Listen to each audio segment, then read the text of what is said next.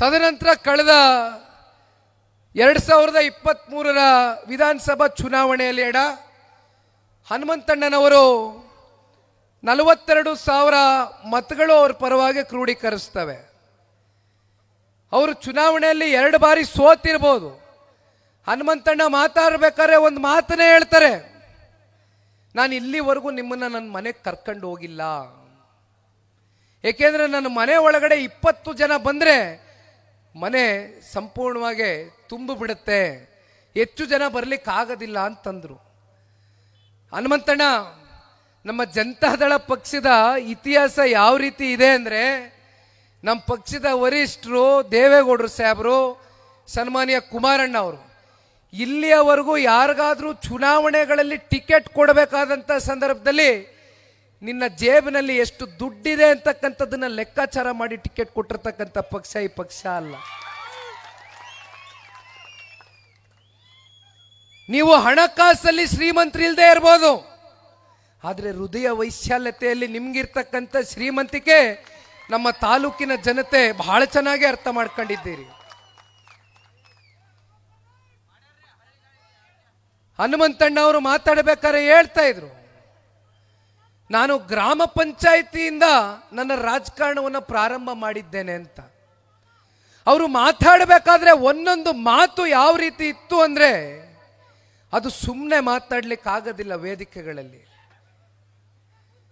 ಅವರ ಜೀವನದಲ್ಲಿ ಆಗಿರ್ತಕ್ಕಂಥ ಅನುಭವಗಳು, ಸುದೀರ್ಘ ಕಾಲ ಗ್ರಾಮ ಪಂಚಾಯಿತಿಯಿಂದ ಇವತ್ತು ಜನತಾದಳ ಪಕ್ಷದ ಬಾದಾಮಿಯ ಅಧಿಕೃತ ಅಭ್ಯರ್ಥಿಗಳಾಗಿ ಸ್ಪರ್ಧೆ ಮಾಡೋವರೆಗೂ ಅವ್ರ ಹೋರಾಟ ಎಷ್ಟರ ಮಟ್ಟಕ್ಕಿದೆ ಅಂತಕ್ಕಂಥದ್ದು ತಾಲೂಕಿನ ಜನತೆ ನೀವು ಬಹಳ ಹತ್ತಿರದಿಂದ ನೋಡಿದ್ದೀರಿ.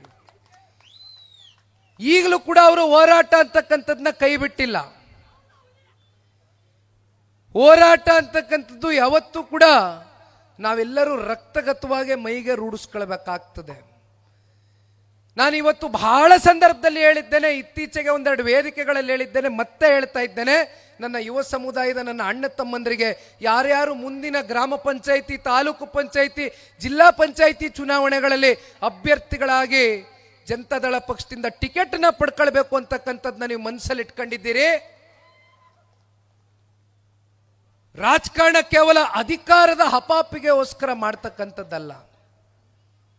ಸಮಾಜದ ಕಟ್ಟ ಕಡೆಯ ವ್ಯಕ್ತಿಗೆ ಯಾವ ಒಂದು ಅನ್ಯಾಯ ಆಗ್ತಾ ಇದೆ ಅಂತ ಕಟ್ಟ ಕಡೆಯ ವ್ಯಕ್ತಿಯ ಪರವಾಗಿ ಧ್ವನಿಯಾಗಿ ಕೆಲಸ ಮಾಡ್ತಕ್ಕಂಥದಕ್ಕೆ ಬನ್ನಿ ನನ್ನ ಅಣ್ಣ ತಮ್ಮಂದ್ರು. ದಯವಿಟ್ಟು ನೀವು ಕಟ್ಟಿರ್ತಕ್ಕಂಥ ಪ್ರಾದೇಶಿಕ ಪಕ್ಷಕ್ಕೆ ತುಂಬ ಹೃದಯದಿಂದ ಸ್ವಾಗತವನ್ನ ಮಾಡ್ತಾ ಇದ್ದೇನೆ. ಪಕ್ಷದ ಕಾರ್ಯಕರ್ತನಾಗಿ ಬನ್ನಿ, ಸಮಾಜವನ್ನ ಕಟ್ಟೋಣ.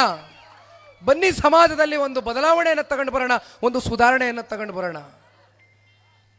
ಇಲ್ಲಿ ಬಹಳ ಜನ ಹಿರೀಕರು ಕೂತಿದ್ದೀರಣ್ಣ. ನನ್ನ ರಾಜ್ಯ ಪ್ರವಾಸದ ವೇಳೆ ನನಗೆ ಗೊತ್ತಿದೆ, ಈ ಪಕ್ಷ ಕಟ್ಟು ಬೆಳೆಸಿರ್ತಕ್ಕಂಥವ್ರು ಸನ್ಮಾನ್ಯ ದೇವೇಗೌಡರು, ಸನ್ಮಾನ್ಯ ಕುಮಾರಣ್ಣ ಅವರ ಕಾಲ್ಗಟ್ಟದ ಹಿರೀಕರು. ಇವತ್ತು ಇಲ್ಲಿ ನನ್ನ ಯುವ ಸಮುದಾಯದ ಅಣ್ಣ ತಮ್ಮಂದರಿಗೆ ಒಂದು ಮಾತನ್ನ ಹೇಳ್ತೇನೆ. ಇಲ್ಲಿ ಕೂತಿರ್ತಕ್ಕಂಥ ಹಿರೀಕರು, ರಾಜ್ಯ ವ್ಯಾಪ್ತಿ ಜನತಾದಳ ಪಕ್ಷದ ನಿಷ್ಠಾವಂತ ಕಾರ್ಯಕರ್ತ ಬಂಧುಗಳಲ್ಲಿ ಹಿರಿ ಸಮಾಜಗಳು ಏನಿದೆ, ಅವರು ಕೂಡ ನಿಮ್ಮ ತರನೇ ಯುವಕರಾಗಿದ್ರು ಈ ಪಕ್ಷಕ್ಕೆ ಬಂದಂತ ಸಂದರ್ಭದಲ್ಲಿ. ಸನ್ಮಾನ್ಯ ದೇವೇಗೌಡರು ಸಾಹೇಬರಿಗೆ, ಸನ್ಮಾನ್ಯ ಕುಮಾರಣ್ಣ ಅವರಿಗೆ ಬೆಂಬಲವಾಗಿ ನಿಂತು ಈ ಪಕ್ಷವನ್ನು ಕಟ್ಟು ಬೆಳೆಸಿದ್ದಾರೆ ಹಿರಿಯಕರು.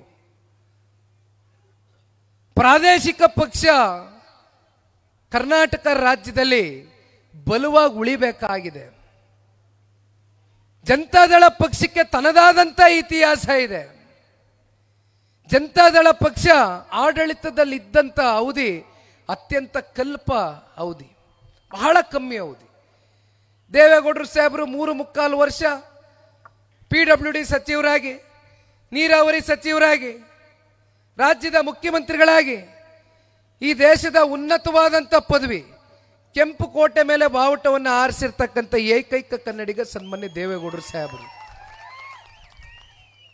ಮತ್ತೊಂದು ಕಡೆ ಕುಮಾರಣ್ಣ ಅವರು ಮೊದಲನೇ ಬಾರಿ 20 ತಿಂಗಳು ಆಡಳಿತ, ಎರಡನೇ ಬಾರಿ 14 ತಿಂಗಳು ಆಡಳಿತ. ಜನತಾದಳ ಪಕ್ಷ ಯಾವಾಗ ಅಧಿಕಾರದಲ್ಲಿ ಇದೆಯೋ, ಆ ಅಧಿಕಾರದಲ್ಲಿ ಇದ್ದಂತ ಸಂದರ್ಭದಲ್ಲೆಲ್ಲ ಕರ್ನಾಟಕ ರಾಜ್ಯ ಒಂದು ಸುವರ್ಣ ಯುಗ ನೋಡಿದೆ. ಹನುಮಂತಣ್ಣನವರು ಒಂದು ಪಾಂಪ್ಲೆಟ್ನ ಹೊಡಿಸಿದ್ದಾರೆ. ನಾನು ಆ ಪಾಂಪ್ಲೆಟ್ನ ಸಂಪೂರ್ಣವಾಗಿ ಓದ್ಲಿಕ್ಕೆ ಆಗಲಿಲ್ಲ, ಮೇಲ್ಮಟ್ಟದಲ್ಲಿ ಗಮನಿಸ್ತಾ ಇದ್ದೆ. ಇವತ್ತು ಈ ಮೆಂಬರ್ಶಿಪ್ ಡ್ರೈವ್ ಪ್ರಕ್ರಿಯೆ ಅಭಿಯಾನ ನಾವೇನು ಚಾಲನೆಯನ್ನು ಕೊಟ್ಟಿದ್ದೇವೆ ಇಡೀ ರಾಜ್ಯ ವ್ಯಾಪ್ತಿ, ನಮ್ಮ ಅಭ್ಯರ್ಥಿಗಳಿಗೆ ನಾನು ಒಂದು ಮನವಿಯನ್ನು ಮಾಡಿದ್ದೆ. ನೀವು ನಿಮ್ಮ ಗ್ರಾಮಗಳಿಗೆ ಪ್ರತಿನಿತ್ಯ ಒಂದು 30 ದಿನಗಳ ಕಾಲ ದಿವಸಕ್ಕೆ 3 ರಿಂದ 4 ತಾಸು ನಾನು ಹೆಚ್ಚಿಗೆ ನಿಮ್ಮ ಸಮಯ ತೆಗೆದುಕೊಳ್ಳಕ್ಕೆ ಹೋಗೋದಿಲ್ಲ. ಏಕೆಂದರೆ ನಿಮಗೂ ಬೇರೆ ಬೇರೆ ಕೆಲಸಗಳಿರ್ತವೆ, ನಿಮ್ಮದಾದಂಥ ಬದುಕಿರುತ್ತೆ. ನಾನು ನಿಮಗೆ 24 ತಾಸು ಪಕ್ಷದ ಪರವಾಗಿ ದುಡಿರಿ ಅಂತ ಕೇಳ್ಕೊಳ್ಳೋದಿಲ್ಲ. ಆದರೆ ಇವತ್ತು ಜನತಾದಳ ಪಕ್ಷ ಮುಂಬರ್ತಕ್ಕಂಥ ದಿನಗಳಲ್ಲಿ ಒಂದು ದೊಡ್ಡ ಪ್ರಾದೇಶಿಕ ಪಕ್ಷವಾಗಿ ಹೊರಹೊಮ್ಮಬೇಕು ಅಂತಕ್ಕಂಥದ್ದಾದರೆ ಇವತ್ತು ನಾವು ಈ ಸದಸ್ಯತ್ವ ಅಭಿಯಾನವನ್ನು ಏನು ಚಾಲನೆ ಕೊಟ್ಟಿದ್ದೇವೆ, ಕನಿಷ್ಠ ಪಕ್ಷ ಇವತ್ತು ಇಡೀ ರಾಜ್ಯದಲ್ಲಿ 50 ಲಕ್ಷಕ್ಕೂ ಹೆಚ್ಚು ಮೆಂಬರ್ಶಿಪ್ ಪ್ರಕ್ರಿಯೆಯನ್ನು ಮಾಡ್ತಕ್ಕಂಥದ್ದಾಗಬೇಕಾಗಿದೆ. ಆ ಹಿನ್ನೆಲೆಯಲ್ಲಿ ಹನುಮಂತಣ್ಣನವರು ಕೂಡ ನನಗೆ ಒಂದು ಮಾತನ್ನ ಇವತ್ತು ಈ ವೇದಿಕೆ ಮೂಲಕ ಕೊಟ್ಟಿದ್ದಾರೆ. 100ಕ್ಕೆ 100 ನಾನು ಹನುಮಂತಣ್ಣನವರು ಹೇಳಿದಂಥ ಮಾತನ್ನ 100% ಗ್ಯಾರಂಟಿ ನಾನು ಒಪ್ಕೊಳ್ತೇನೆ. ಅವರು 100ಕ್ಕೆ 100 ಅವ್ರ ಗುರಿಯನ್ನು ಮುಟ್ತಾರೆ.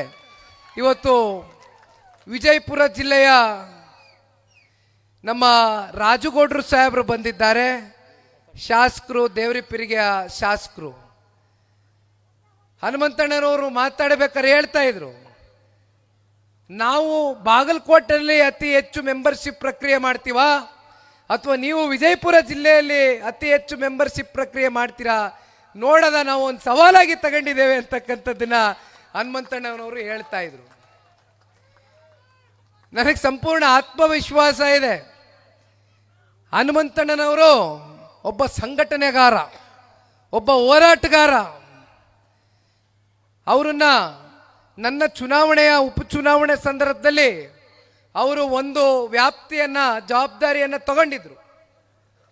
ನನಗೆ ಯಾರ್ಯಾರು ಯಾವ್ಯಾವ ರೀತಿ ಆ ಉಪಚುನಾವಣೆಯಲ್ಲಿ ಸಂಘಟನೆ ಮಾಡಿದ್ರು, ಯಾವ ರೀತಿ ಕೆಲಸ ಮಾಡಿದ್ರು ಆ 1 ತಿಂಗಳು ಅಂತಕ್ಕಂಥದ್ರ ಮಾಹಿತಿಯನ್ನು ನಾನು ಪಡ್ಕೊಂಡಂಥ ಸಂದರ್ಭದಲ್ಲಿ ಬಹಳ ಜನ ನನಗೆ ನಮ್ಮ ತಾಲೂಕಿನ ಸ್ಥಳೀಯ ಮುಖಂಡರು ಹೇಳಿದಂಥ ಮೊದಲನೇ ವ್ಯಕ್ತಿಯ ಹೆಸರು ಅದು ಹನುಮಂತಣ್ಣನವರು.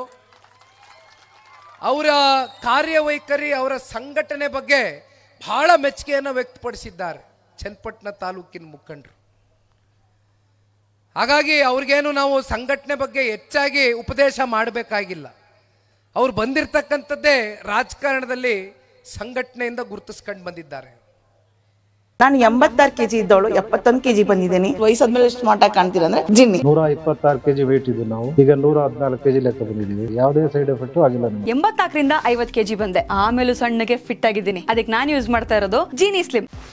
84 ರಿಂದ 50 kg ಬಂದೆ, ಆಮೇಲೂ ಸಣ್ಣಗೆ ಫಿಟ್ ಆಗಿದ್ದೀನಿ. ಅದಕ್ಕೆ ನಾನು ಯೂಸ್ ಮಾಡ್ತಾ ಇರೋದು ಜೀನಿ ಸ್ಲಿಮ್. ಸಣ್ಣ ಆಗಕ್ಕೆ ಜೀನಿ ಸ್ಲಿಮ್ ಯೂಸ್ ಮಾಡದೆ ಹೆಲ್ದಿನೂ ಅದೇ. ನೀವು ಸಣ್ಣ ಆಗ್ಬೇಕಾ, ಹೆಲ್ದಿ ಆಗ್ಬೇಕಾ?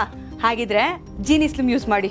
ಹೇ, ಸಣ್ಣ ಆಗೋದಕ್ಕೆ ಯಾವುದೋ ಪ್ರಾಡಕ್ಟ್ ಹೇಳ್ತಾ ಇದ್ದಾಳೆ, ಏನಾದರೂ ಸೈಡ್ ಎಫೆಕ್ಟ್ಸ್ ಇದೆ ಅಂತ ಯೋಚನೆ ಮಾಡ್ತಾ ಇದ್ದೀರಾ? ಖಂಡಿತ ಇಲ್ಲ, ಯಾಕಂದ್ರೆ ಇದು ಕೆಮಿಕಲ್ ಫ್ರೀ. ಸಣ್ಣ ಆಗಬೇಕು ಅಂದರೆ ಜೀನಿ ಸ್ಲಿಮ್ ಯೂಸ್ ಮಾಡಿ. ಹೆಚ್ಚಿನ ಮಾಹಿತಿಗೆ ಕೆಳಗೆ ಡಿಸ್ಪ್ಲೇ ಆಗ್ತಿರೋ ನಂಬರ್ಗೆ ಕಾಲ್ ಮಾಡಿ.